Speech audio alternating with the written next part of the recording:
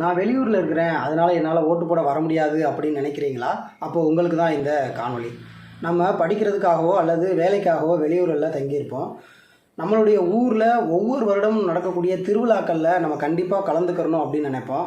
அது எவ்வளோ முக்கியமானதோ அதே மாதிரி நம்மளுடைய நண்பர்கள் மற்றும் உறவினர்களுடைய திருமண நிகழ்ச்சியிலையும் நம்ம கட்டாயம் கலந்துக்கிறணும் அப்படின்னு நினைப்போம். அதுவும் எவ்வளோ முக்கியமோ அதே மாதிரி அதை விட முக்கியமானது 5 வருடங்களுக்கு ஒரு முறை நடக்கக்கூடிய இந்த தேர்தல். எனவே அந்த தேர்தலில் நம்மளோட பங்களிப்பு கட்டாயம் இருக்கணும். ஏன் அப்படின்னா, திருமண நிகழ்ச்சிகளில் நம்ம கலந்து கொள்ள முடியலைன்னா அடுத்து எப்போனாலும் நம்ம அவங்கள போய் சந்தித்து வாழ்த்து சொல்லிக்கலாம்.